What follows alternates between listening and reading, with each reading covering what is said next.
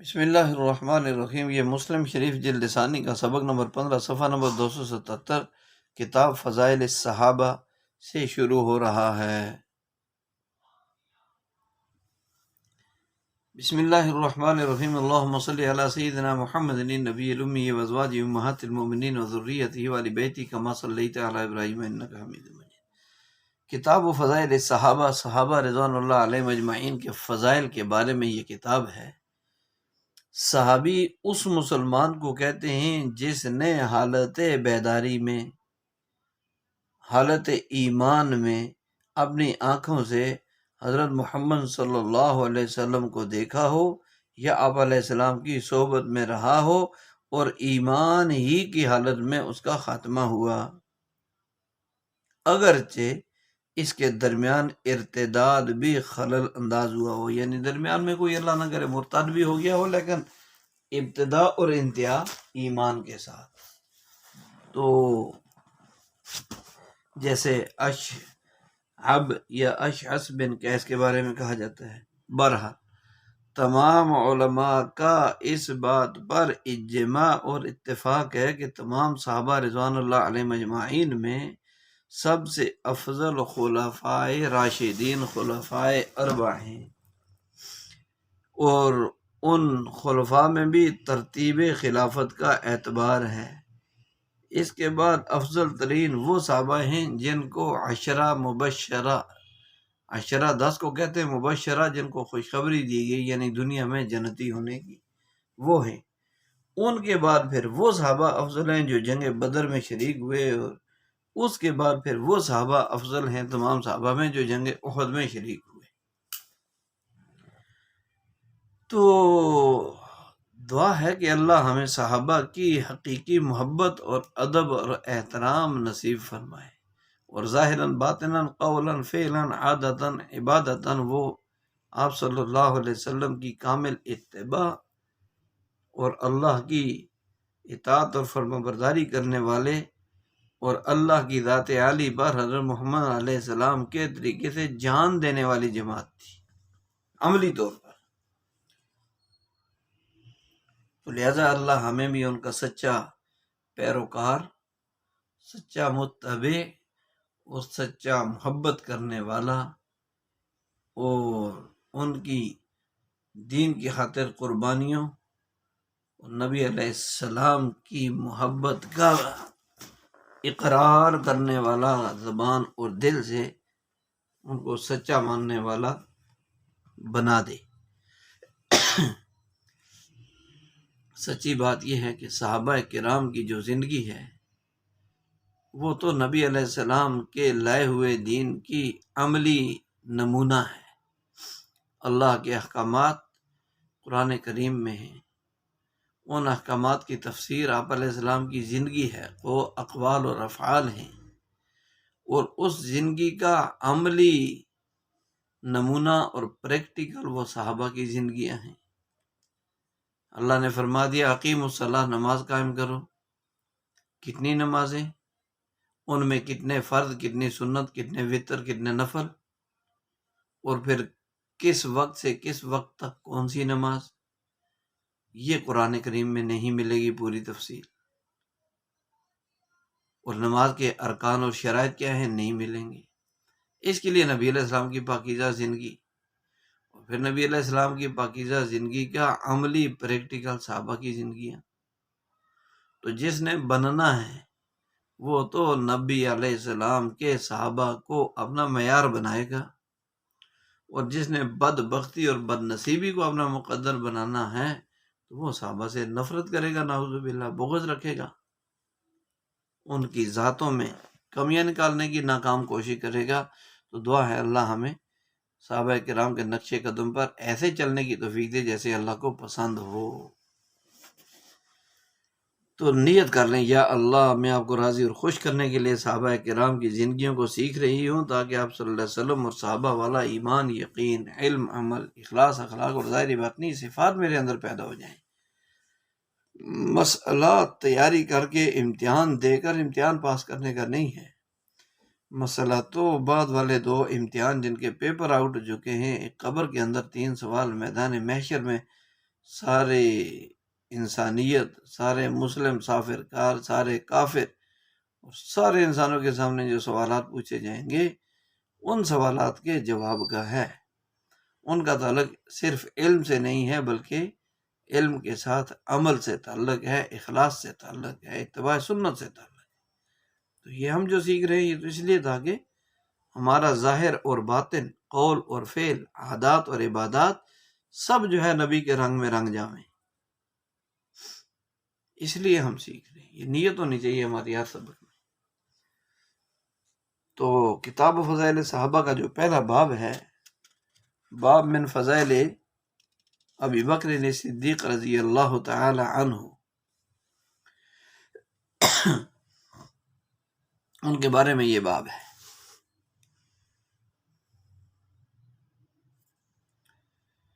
قال حدثنا انس بن مالک رضی اللہ تعالی عنہما ان ابا بکر الصدیق رضی اللہ تعالی عنہ حدثه قال نظرت الى اقدام المشركين على رؤوسنا ونحن في الغار فقلت يا رسول الله لو ان احدهم نظر الى قدميه ابصرنا تحت قدميه فقال يا ابا بکر ما ظنك باثنين الله ثالثهما، کہ حضرت خلیفہ اول، خلیفہ بلا فصل، بلا فصل کا کیا مطلب؟ یعنی نبی علیہ السلام اور ابوبکر رضی اللہ عنہ کی خلافت کے درمیان کوئی وقفہ نہیں ہے، کوئی درمیان میں اور بندہ خلیفہ نہیں بنا۔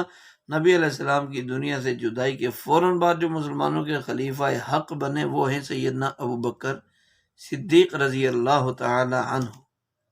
اللہ ان پر اپنے شایان شان کروڑوں جو ہے رحمتیں برکتیں نازل فرمائے، ان کے درجات کو اپنی شان کے مطابق بلند فرمائے، اور تمام صحابہ پر اپنی شایان شان رحمتیں برکتیں قیامت تک کے لیے نازل فرمائے۔ تو حضرت انس بن مالک رضی اللہ تعالیٰ عنہ بیان کرتے ہیں کہ ابوبکر صدیق رضی اللہ تعالیٰ عنہ نے بیان فرمایا کہ میں نے مشرکوں کے پاؤں اپنے سروں پر دیکھے۔ نظر تو الی اقدام، قدم کی جمع اقدام ہے، مشرکین کے پاؤں اپنے سروں پر دیکھے جبکہ ہم غار میں تھے۔ وَنَحْنُ فِي الْغَارِ فَقُلْتُ، میں نے عرض کیا اللہ کے رسول اگر ان میں سے کسی نے لو ان احدہم نظر الی قدمی، کہ اگر ان مشرکین میں سے کوئی اپنے پاؤں کی طرف دیکھے تو وہ ہمیں دیکھ لے گا۔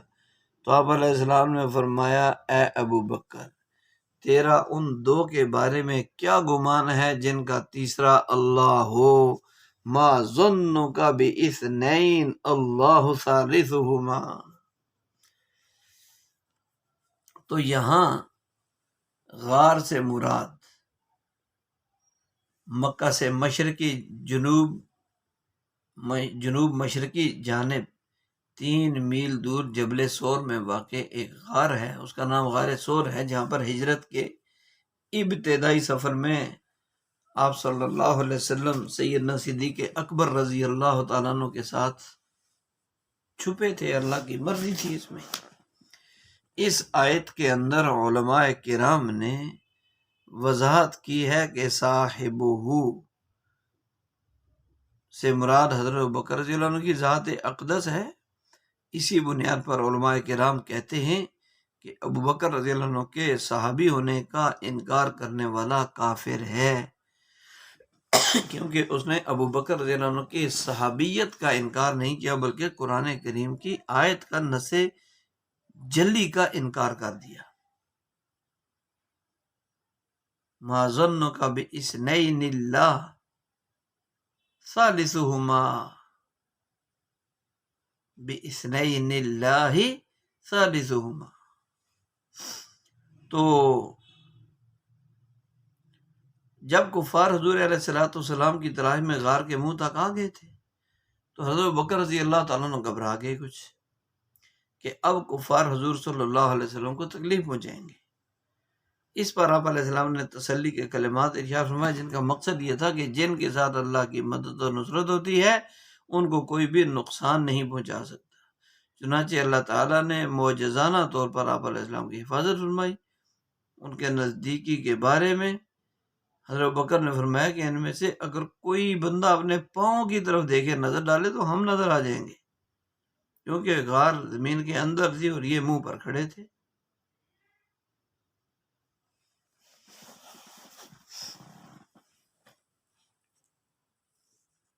عن ابي سعيد رضي الله عنه ان رسول الله صلى الله عليه وسلم جلس على المنبر فقال عبد خيره الله بين ان يؤتيه زارة الدنيا وبين ما عنده فاختار ما عنده، فبكى ابو بكر رضي الله تعالى عنه وبكى، فقال فديناك بآبائنا وأمهاتنا، قال فكان رسول الله صلى الله عليه وسلم هو المخير، وكان ابو بكر رضي الله تعالى عنه أعلمنا به، وقال رسول الله صلى الله عليه وسلم إن أمن الناس علي في ماله وصحبته أبو بكر، ولو كنت متخذا خليلا لاتخذت أبا بكر خليلا، ولكن أخوة الإسلام لا تبقين في المسجد خوخة إلا خوخة أبي بكر رضي الله عنه۔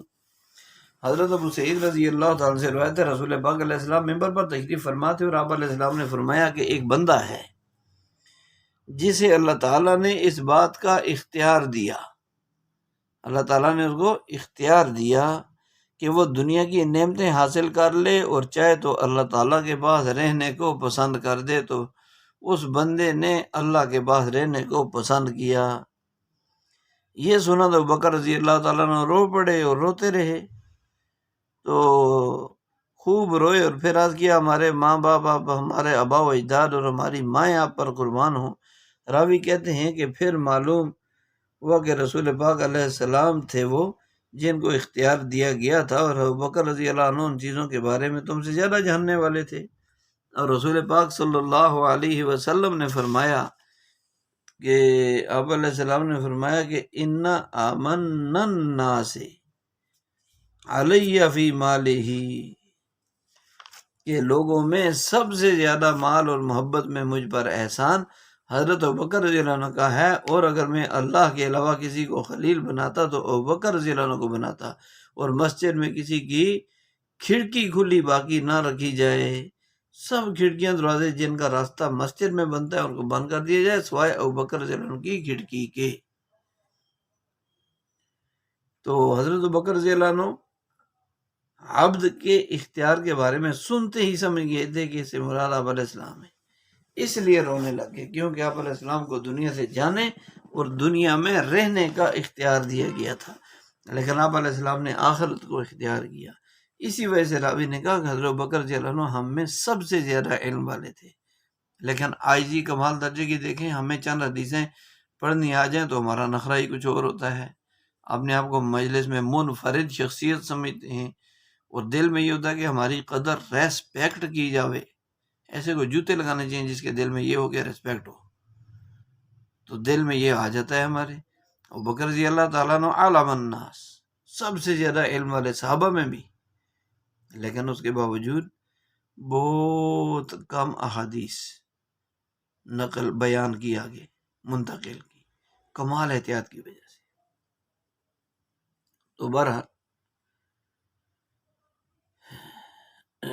لفظ خلیل کو اگر خلتن سے مشتق مانے اور اس کے معنی دوست کے ہیں، تو ایسی دوستی اور محبت جو سرایت کر جائے، اثر کر جائے، اور ظاہر سے بڑھ کر باطن پر ایسے چھا جائے دوستی محبت کہ خیالات اور جذبات پر حکمرانی کرنے لگے، تو پھر مراد یہ ہے کہ اگر میں اس صفت کے ساتھ کسی کو دوست بناتا تو ابوبکر کو بناتا، کیونکہ وہ دوستی کی اس صفت کی اہلیت رکھتے ہیں، اس کے قابل ہیں، لیکن میرا اس صفت کی دوستی اور محبت کا تعلق صرف اللہ کے ساتھ ہے۔ اور اگر خلا کے بجائے خلا پڑھے، خلتن سے مشتق مانے خلیل کو، خلتن کے بجائے خلتن، تو اس کے معنی احتیاج کے ہیں، تو حدیث کے معنی یہ ہوں گے اگر میں کسی کو ایسا دوست بناتا جس کی طرف اپنی ضرورتوں اور حاجات کے وقت رجوع کروں تو یقیناً ابوبکر کو بنا لیتا، لیکن میں ضرورتوں میں اللہ کی طرف رجوع کرتا ہوں۔ تو یہ خوخہ اس کے معنی روشندان یا کھڑکی کے ہیں۔ ابتدا میں جو کہ مسجد نبوی کے متصل جو مکان ملے ہوئے تھے ان کی کھڑکیاں مسجد میں کھلتی تھی، لیکن آخری خطبہ میں نبی علیہ السلام نے ارشاد فرما دیا تھا کہ ابو بکر رضی اللہ تعالیٰ عنہ کے سوا باقی تمام کھڑکیاں بند کر دی جائیں، اس سے بھی صدیق اکبر رضی اللہ عنہ کی فضیلت کا اظہار ہوتا ہے۔ فضیلت کا کیا ہوتا ہے بھائی؟ اظہار ہوتا ہے۔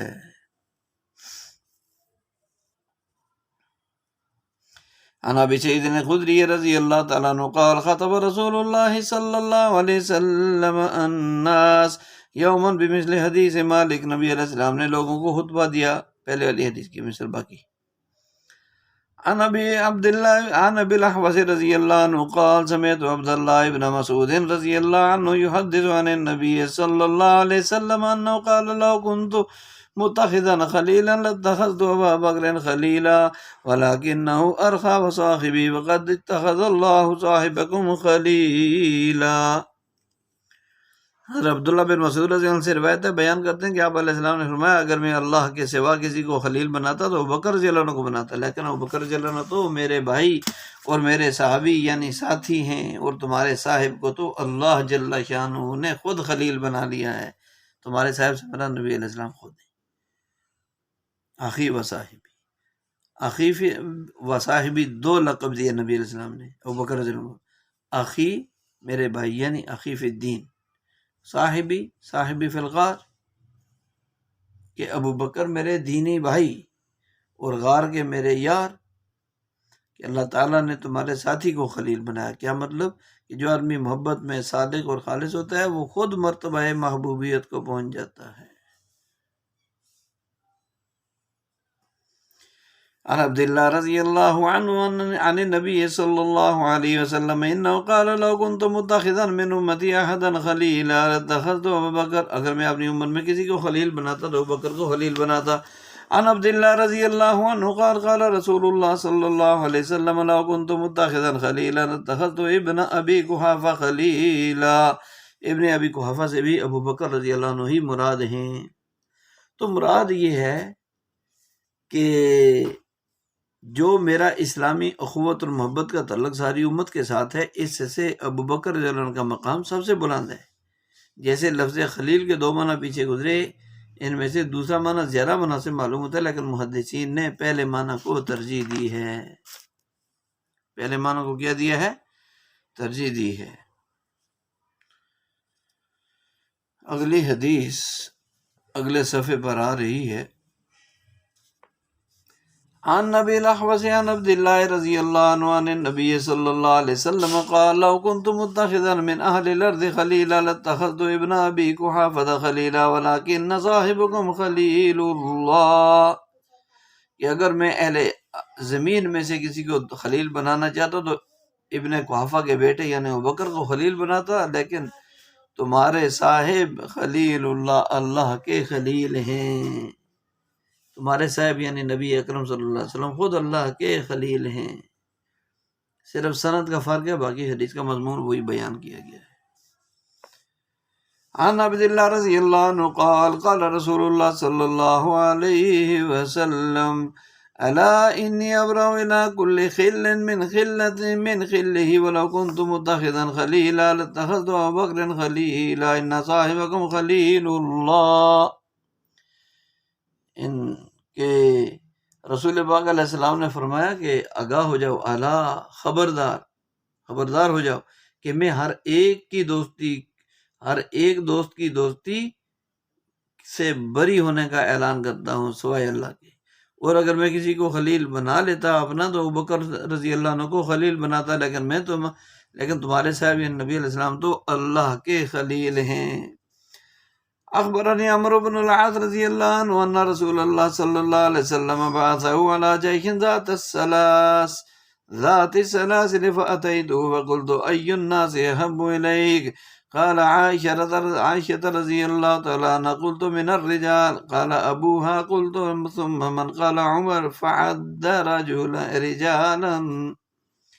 کہ حضرت عمر بن العاص رضی اللہ تعالیٰ عنہ خبر دیتے ہیں رسول اللہ صلی اللہ علیہ وسلم نے ان کو ذات السلاسل کے لشکر میں ساتھ بھیجا۔ تو عمر بن العاص فرماتے ہیں کہ جب میں واپس آیا، جب میں نبی علیہ السلام کے پاس آیا تو میں نے نبی علیہ السلام سے پوچھا کہ آپ کو سب سے زیادہ محبت کس سے ہے؟ تو آپ علیہ السلام نے عائشہ رضی اللہ تعالیٰ عنہ سے۔ پھر آپ صلی اللہ علیہ وسلم میں نے عرض کیا کہ مردوں میں سے، تو فرمایا کہ عائشہ کے ابو سے، عائشہ کے والد سے رضی اللہ تعالیٰ عنہ، بکر سے۔ میں نے عرض کیا پھر کس سے؟ پھر آپ علیہ السلام نے فرمایا حضرت عمر رضی اللہ تعالیٰ عنہ سے۔ پھر آپ علیہ السلام نے بہت سے آدمیوں کا نام شمار کیا۔ خوش نصیب ہیں وہ لوگ۔ ہائے ہائے، اللہم اجعلنا من۔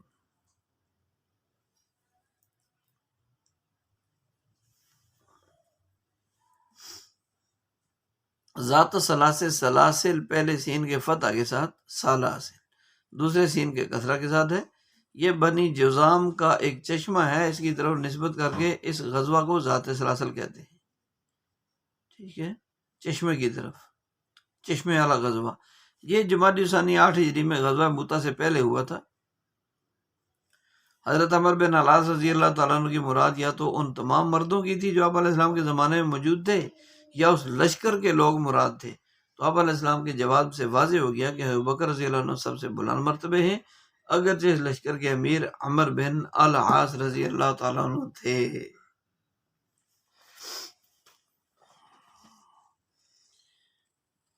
عن ابن ابی ملیکہ رضی اللہ عنہ سمعت عائشہ رضی اللہ تعالی عنہ وسئلت من كان رسول اللہ صلی اللہ علیہ وسلم مستخلفا لو استخلفه قالت ابو بکر رضی اللہ عنہ فقیل لها یا ثم من بعد ابی بکر رضی اللہ عنہ قالت عمر رضی اللہ تعالی عنہ ثم قیل لها من بعد عمر رضی اللہ عنہ قالت ابو عبیدہ الجراح ابن جراح رضی اللہ تعالی عنہ ثم انتهت الى هذا، کہ حضرت ابن ابی ملیکہ رضی اللہ عنہ سے روایت ہے کہ میں نے حضرت عائشہ رضی اللہ عنہ سے سنا، ان سے پوچھا گیا، ہم عائشہ رضی اللہ عنہ سے پوچھا گیا کہ رسول اللہ صلی اللہ علیہ وسلم اگر اپنی حیات طیبہ میں کسی کو خلیفہ بناتے تو کس کو بناتے؟ تو حضرت عائشہ رضی اللہ تعالیٰ عنہ نے فرمایا کہ ابوبکر رضی اللہ تعالیٰ عنہ کو۔ کس کو بناتے؟ ابوبکر رضی اللہ تعالیٰ عنہ کو۔ تو پھر حضرت عائشہ رضی اللہ تعالیٰ عنہ سے پوچھا گیا کہ اس کے بعد کس کو بناتے؟ پھر اس کے بعد کس کو بناتے؟ تو حضرت عمر رضی اللہ، حضرت عائشہ رضی اللہ عنہ نے فرمایا کہ حضرت عمر رضی اللہ عنہ کو۔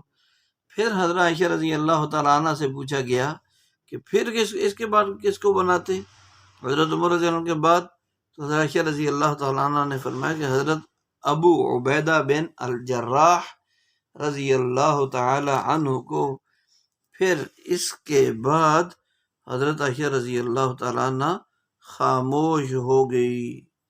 تو اگر آپ علیہ السلام اپنی حیات طیبہ میں کسی کو خلیفہ بناتے تو صدیق اکبر رضی اللہ عنہ کو بناتے۔ کیا مطلب؟ یعنی اگر وصال سے پہلے ہی نام لے کر کسی کو متعین کرتے تو آپ علیہ السلام حضرت ابوبکر رضی اللہ عنہ کو متعین کرتے، لیکن خلافت کبریٰ کے لیے کسی کا نام نہیں لیا۔ بہرحال خلافت صغریٰ یعنی امامت تو آپ علیہ السلام نے حضرت ابوبکر رضی اللہ عنہ کو سپورٹ کر دیا اپنی زندگی میں۔ تو اس خلافت صغریٰ میں اشارہ ہے خلافت کبریٰ کے استحقاق کا، کہ اس کے مستحق بھی ابوبکر ہیں۔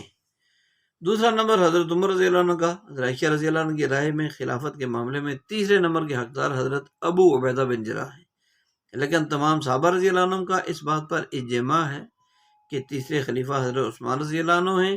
آپ صلی اللہ علیہ وسلم حضرت ابوبکر رضی اللہ عنہ اور حضرت عمر رضی اللہ عنہ کے مختلف مقامات پر ارشادات سے حضرت عائشہ رضی اللہ عنہ کے اس خیال کی توثیق ہوتی ہے۔ بلا شبہ حضرت ابو عبیدہ رضی اللہ عنہ کا یہی مقام اور مرتبہ تھا رضی اللہ عنہ و ارضاہ و ادخلہ فی جوار رحمتہ الی یوم القیامہ۔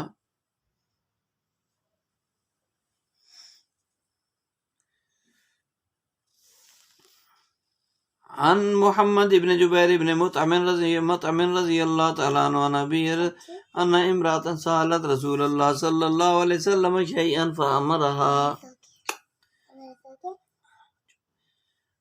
امر ان ترجع الیہ فقالت یا رسول اللہ ارأیت ان جئت فلم اجدك قال ابی كأنها تعني الموت قال فإن لم تجديني فأتي أبا بكر رضی اللہ تعالی عنہ، کہ حضرت محمد بن جبیر بن مطعم رضی اللہ تعالی عنہ، مطعم رضی اللہ عنہ اپنے باپ سے روایت کرتے ہیں کہ ایک عورت نے رسول پاک علیہ السلام سے کسی چیز کا سوال کیا تو آپ علیہ السلام نے اس عورت کو دوبارہ آنے کے لیے فرمایا، فَأَمَرَهَا أَن تَرْجِعَ إِلَيْهِ، دوبارہ آنے کا فرمایا تو اس عورت نے عرض کیا، اللہ کے رسول آپ کا صلی اللہ علیہ وسلم کا کیا خیال ہے اگر میں پھر آؤں اور آپ کو موجود نہ پاؤں تو، یعنی آپ دنیا سے تشریف لے گئے ہوں؟ تو آپ علیہ السلام نے فرمایا، اگر تو مجھے نہ پائے تو ابو بکر رضی اللہ عنہ کے پاس آ جانا۔ تو بظاہر یہ عورت نبی علیہ السلام کے پاس مرض الوفات میں آئی تھی۔ اس حدیث سے حضرت ابوبکر صدیق رضی اللہ عنہ کی خلافت بلا فصل واضح ہوتی ہے، اور آپ علیہ السلام کی خلافت کے بارے میں آپ علیہ السلام نے حضرت ابوبکر رضی اللہ عنہ کی خلافت کے بارے میں ایسے واضح ارشادات فرمائے کہ جو کسی سار کی آنکھوں سے محروم آدمی پر ہی پوشیدہ رہ سکتے ہیں، اس کی آنکھیں ہی نہ ہو، یہ سمجھنے والا دل ہی نہ ہو۔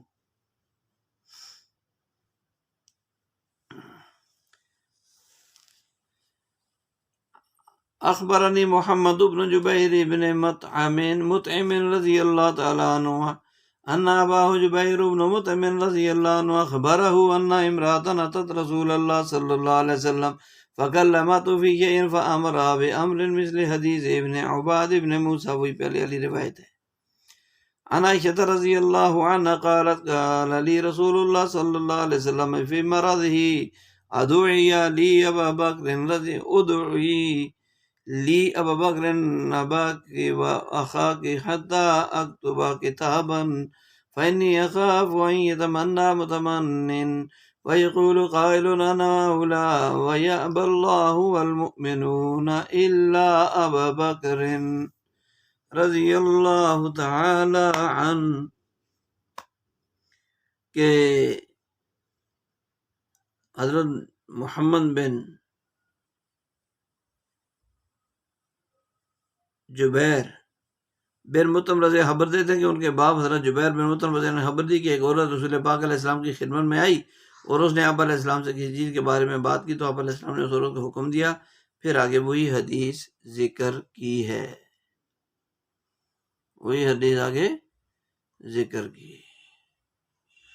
اور اگلی حدیث میں حضرت عائشہ رضی اللہ تعالیٰ عنہ سے روایت ہے، جو بھی روایت ترجمہ عبارت پڑھی ہے، حضرت عائشہ رضی اللہ عنہ فرماتی ہیں مجھے رسول پاک علیہ السلام نے اپنے مرض وفات میں فرمایا کہ اپنے باپ ابوبکر اور اپنے بھائی کو بلا لو تاکہ میں ایک ایسی کتاب لکھوا دوں میں مجھے ڈر ہے کہ کہیں کوئی خلافت کی تمنا نہ کرنے لگ جائے اور کوئی کہنے والا یہ بھی نہ کہے کہ میں خلافت کا زیادہ حقدار ہوں، اور اللہ اور مومن سوائے ابوبکر کی خلافت کی اور کسی کی خلافت سے انکار کرتے ہیں۔ اللہ بھی چاہتے ہیں ابوبکر کی خلافت اور مومنین بھی چاہتے ہیں ابوبکر کی خلافت۔ تو قاضی عیاض رحمۃ اللہ علیہ سے نقل کیا گیا ہے کہ یہ روایت اجود ہے۔ اس روایت میں آپ صلی اللہ علیہ وسلم کے بعد حضرت ابوبکر رضی اللہ عنہ کی خلافت کی طرف واضح اشارہ ہے۔ تو یہ حدیث روافض پر رد ہے، بدبختوں پر، جو حضرت علی رضی اللہ عنہ کے بارے میں حضرت علی رضی اللہ عنہ کے بارے میں وصیت کی تھی۔ تمام مسلمانوں کا اجماع ہے کہ خلیفہ اول حضرت ابوبکر صدیق رضی اللہ تعالی عنہ ہی ہیں، ابوبکر رضی اللہ عنہ ہی ہیں۔ عن ابی ہریرہ رضی اللہ عنہ قال قال رسول اللہ صلی اللہ علیہ وسلم من اصبح منکم اليوم صائما قال ابو بکر رضی اللہ تعالی عنہ قال ابو بکر انا قال فمن اتبع منکم اليوم جنازة قال ابو بکر رضی اللہ تعالی عنہ انا قال فمن اطعم منکم اليوم مسکینا قال ابو بکر رضی اللہ تعالی عنہ انا قال فمن عاد منکم اليوم مریضا قال ابو بکر رضی اللہ تعالی عنہ انا قال رسول اللہ صلی اللہ علیہ وسلم ما اجتمعنا فی امرئ الا دخل الجنہ او کما قال النبی صلی اللہ علیہ وسلم، کہ بڑی اہم قسم کی حدیث ہے یہ۔ صفات اللہ ہمیں بھی نصیب فرمائے، ہر مسلمان کو مالا مال فرمائے۔ حضرت ابو ہریرہ رضی اللہ تعالیٰ عنہ سے روایت ہے، کہتے ہیں کہ رسول پاک علیہ السلام نے پوچھا کہ آج تم میں سے کس نے روزے دار ہونے کی حالت میں صبح کی؟ تو ابو بکر رضی اللہ تعالیٰ عنہ نے عرض کیا کہ میں نے روزہ رکھا ہے۔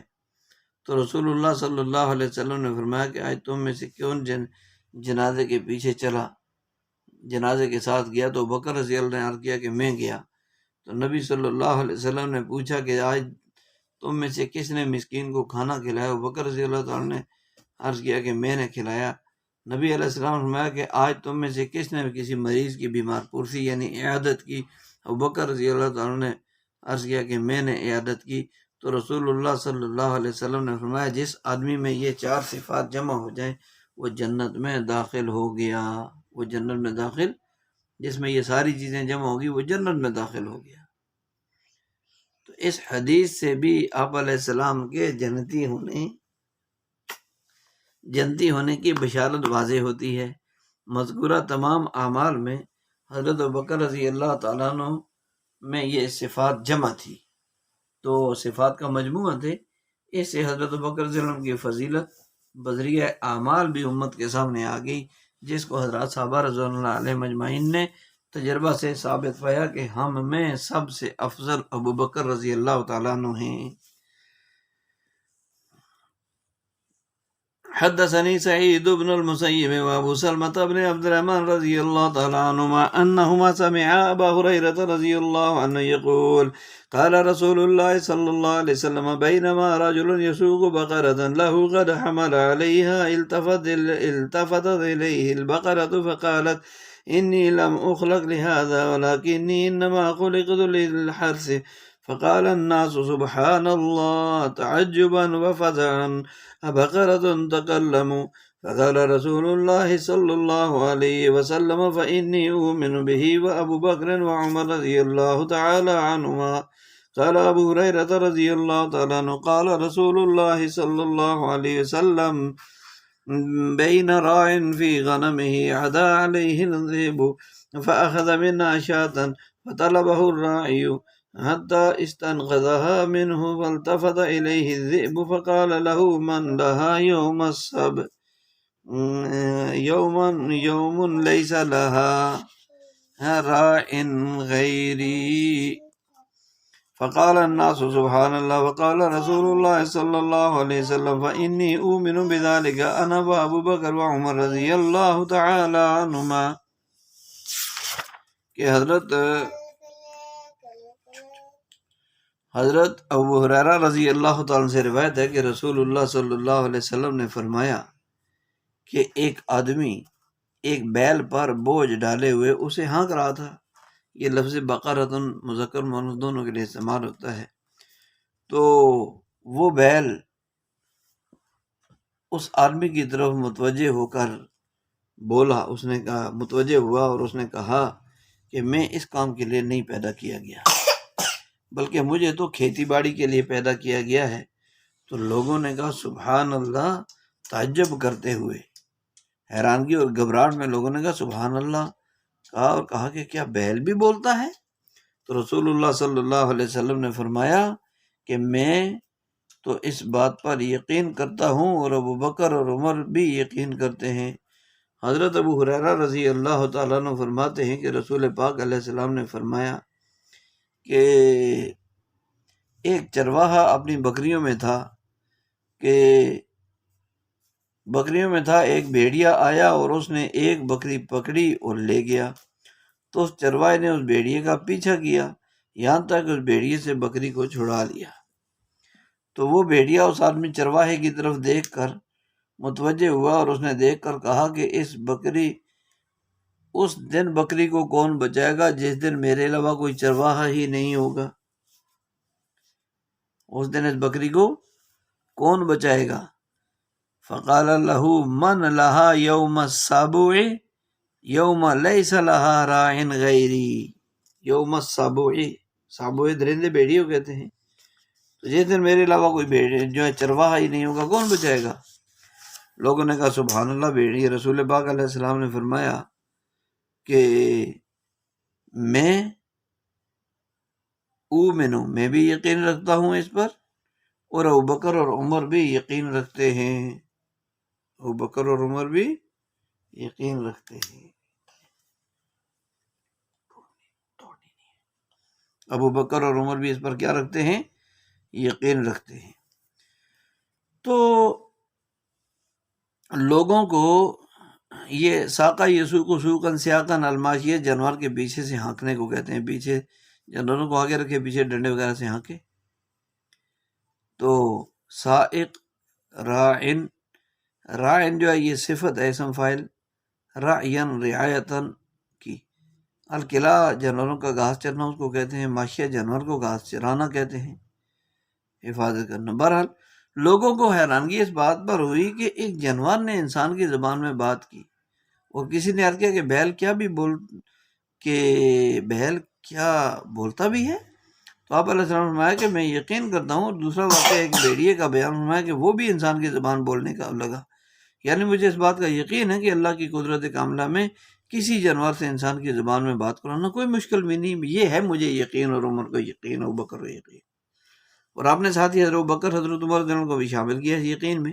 تو اس میں حضرات شیخین کی فضیلت واضح ہو گئی کہ یہ حضرات بھی اللہ پر ایسا پختہ اور کامل یقین رکھنے والے تھے۔ آگے یوم السبع، السبع کے با میں ضمہ اور جزم دونوں جائز ہیں، یوم السبع بھی پڑھ سکتے ہیں، یوم السبع بھی پڑھ سکتے ہیں۔ سبع سے مراد یہ ہے کہ جس دن فتنے عام ہو جائیں گے اور لوگ جنگ و جدل میں مصروف ہو جائیں گے تو بکریوں کو چرانے کا کسی کو ہوش ہی نہیں رہے گا، تو اس طرح بکریاں درندوں کے حوالے ہو جائیں گی، پرندے ہی ان کے چروائے ہوں گے۔ تو گیا سب اسبا کا معنی ہوا تو محمل اور بیکار چھوڑنا، تو اس کے معنی یہی راجے ہیں، اس کے یہی معنی کیا ہے؟ راجے ہیں، قابل ترجیح ہیں۔ اگلی جو حدیث ہے اس میں یہی ہے کہ قصۃ الشاة والذئب ولم یذکر قصۃ البقرہ، کہ ابن شہاب سے ان سندوں کے ساتھ بکری اور بھیڑیے کا واقعہ نقل کیا گیا ہے، لیکن اس میں بیل کے واقعے کا ذکر نہیں ہے۔ اگلی حدیث ہے عن ابی ہریرہ عن ابی سلمہ رضی اللہ عنہ عن ابی ہریرہ رضی اللہ تعالی عنہ عن النبی صلی اللہ علیہ وسلم بمعنی حدیث یونس عن الزہری وفی حدیثہما ذکر البقرۃ والشاة معا وقال فی حدیثہما فإنی أؤمن بأنا وأبو بکر وعمر وما ہما ثم۔ تو حضرت ابو ہریرہ رضی اللہ عنہ نے نبی علیہ السلام سے یونس عن الزہری کی روایت کی طرح روایت نقل کی، اور اس میں بیل اور بکری دونوں کا واقعہ ذکر کیا گیا، اور اس میں یہ بھی ہے کہ آپ علیہ السلام نے فرمایا کہ میں تو اس بات پر یقین رکھتا ہوں، اور ابوبکر اور عمر رضی اللہ عنہما بھی یقین رکھتے ہیں، اور اس وقت یہ دونوں حضرات وہاں موجود بھی نہیں تھے۔ اور اس روایت میں یہ اضافہ حضرات شیخین رضی اللہ عنہ مجلس میں موجود نہیں تھے، یہ اضافہ باقی وہی پہلے والی روایت ہے۔ عن سعد بن ابراہیم عن ابی سلمہ عن ابی ہریرہ رضی اللہ عنہ عن النبی صلی اللہ علیہ وسلم، کہ حضرت ابو ہریرہ رضی اللہ عنہ سے نبی علیہ السلام سے مذکورہ حدیث مبارکہ کی طرح روایت نقل کی گئی ہے۔ یہ ہمارا آج کا سبق ختم ہوا۔ دعا ہے کہ اللہ تعالیٰ علم عمل میں برکتیں نصیب فرمائے، آنے والے تمام امتحانات میں آپ کی سوچ سے بڑھ کر سب کو قبولیت اور کامیابیاں اور اپنی رضا نصیب فرمائے، آسانیاں پیدا فرمائے، اور ہر پیپر سے پہلے ہمیں کوشش کرنی چاہیے کہ ہاتھ کی مٹھی، دائیں ہاتھ کی مٹھی بند کریں اور ایک ایک انگلی ایک حرف پر کھولتے جائیں، مٹھی بند کرتے جائیں، پہلے چھوٹی انگلی بند کرنی ہے، پھر ساتھ والی، آخر میں انگوٹھا، کاف ہا یا عین صاد کفیتو، آخر میں کہنا ہے کفیتو، پھر اس مٹھی کو بند رہنے دیں، پھر اب چھوٹی انگلی سے پھر کھولنا شروع کرنا ہے جہاں سے بند کرنا شروع کیا تھا، ہا میم عین سین قاف، 5 حرف ہیں، 5 انگلیاں کھول دیں، آخر میں کہہ دیں حمیتو۔ پہلا حرف کاف سے شروع ہوتا ہے، اس کے آخر میں کفیتو پڑھنا ہے، دوسرا لفظ ہا سے شروع ہوتا ہے، اس کے آخر میں حمیتو پڑھنا ہے، کاف ہا یا عین صاد کفیتو، ہا میم عین سین قاف حمیتو۔ یہ ہر پیپر سے پہلے پڑھیں، اللہ آپ کی سوچ سے بڑھ کر کامیابیاں اور کامرانیاں نصیب فرمائیں گے، پیپر میں آپ کی خوب من جانب اللہ مدد اور رہنمائی ہوگی، اور اللہ آپ کی سوچ سے بڑھ کر کامیابیاں نصیب فرمائیں گے انشاءاللہ تعالی۔ السلام علیکم ورحمۃ اللہ وبرکاتہ. استودع اللہ دینکم وما انتم خادم ہمارے.